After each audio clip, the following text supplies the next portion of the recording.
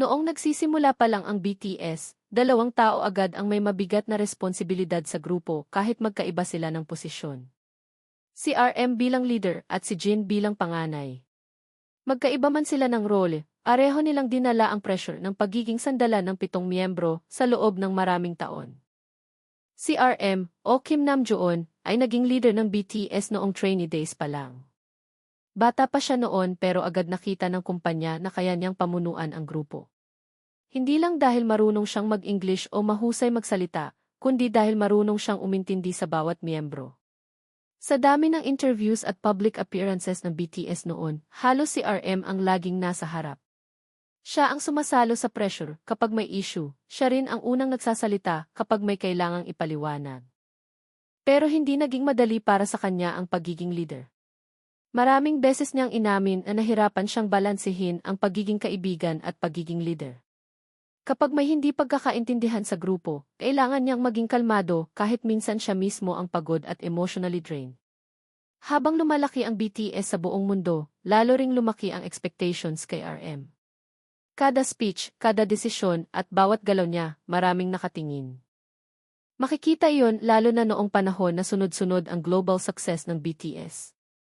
Habang masaya ang fans sa achievements ng grupo, si RM naman ang madalas nag-iisip kung paano mapapanatiling buo ang samahan nila.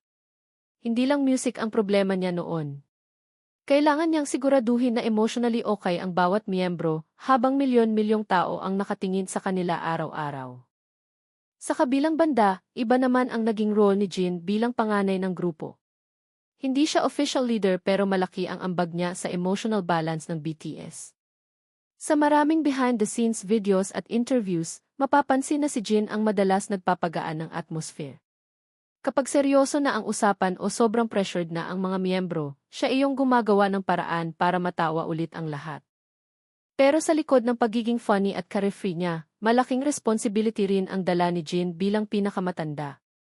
Sa South Korea, malaki ang respeto sa panganay lalo na sa grupo. Inaasahan na magiging mature siya at magiging halimbawa sa iba. Kahit hindi niya palaging ipinapakita, maraming pagkakataon na tahimik niyang inaalagaan ang mga miyembro. May mga panahon noon na si RM mismo ang nagsasabing malaking tulong si Jin sa kanya. Dahil habang si RM ang humaharap sa pressure bilang leader, si Jin naman ang tahimik na nag-aalaga sa emotional side ng grupo. Parang dalawa silang haligi na magkaiba ng paraan pero pareho ang goal, at iyon ay mapanatiling buo ang BTS. Isa sa pinakamahalagang bagay kay Jin ay hindi niya ginamit ang pagiging panganay para maging istrikto. Sa halip, ginawa niyang komportable ang mga miyembro sa kanya. Kaya kahit mas bata ang iba, nagkaroon sila ng natural na closeness. Hindi siya naging intimidating na Hyung. Mas naging parang older brother siya na pwedeng lapitan anumang oras. Habang tumatagal, mas nakita rin ng fans kung gaano kabigat ang emotional burden na dala ni RM. Noong mga nakaraang taon, naging mas open siya tungkol sa pagod, burnout, at pressure ng fame. May mga pagkakataon na sinabi niyang hindi niya alam kung tama pa ba ang direksyon nila noon, lalo na noong sobrang hectic ng schedules ng BTS. Pero kahit ganoon, hindi niya iniwan ang responsibilidad niya bilang leader. Si Jin naman, kahit malapit na noon sa military enlistment period niya, patuloy pa rin sa pag-aalaga sa grupo. Noong siya ang unang nag-enlist sa BTS, marami ang nagsabi na parang simbolo iyon ng maturity ng buong grupo. Tinanggap niya agad ang responsibility at naging kalmado siya, kahit emotional para sa fans at members ang panahon na iyon. Pagkatapos ng military service ni Jin, mas naging emotional din ang reunion moments nila bilang grupo. Maraming fans ang nakapansin na mas open na ngayon ang BTS sa pagpapakita ng appreciation nila sa isa't isa. At doon mas nakita kung gaano kahalaga ang naging role ni na RM at Jin sa foundation ng grupo mula umpisa hanggang ngayon.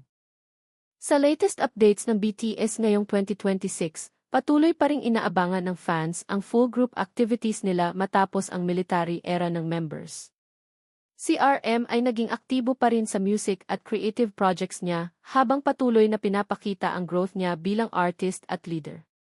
Si Jin naman ay mas naging visible ulit sa entertainment appearances at content kasama ang members. Habang papalapit ang kumpletong pagbabalik ng BTS bilang grupo, maraming fans ang nagsasabing mas naging matatag ang samahan nila dahil sa mga pinagdaanan ni na RM at Jin bilang leader at panganay ng grupo. At kung titingnan ng mabuti ang kwento ng BTS, madaling sabihin na talent at kasikatan ang dahilan kung bakit sila umabot sa tuktok. Pero sa likod ng lahat ng awards at records, malaking parte ng tagumpay nila ay dahil may dalawang taong tahimik na nagdala ng bigat ng grupo sa magkaibang paraan. Isang leader na laging iniisip ang direksyon ng lahat, at isang panganay na siguradong walang maiiwan sa samahan nila.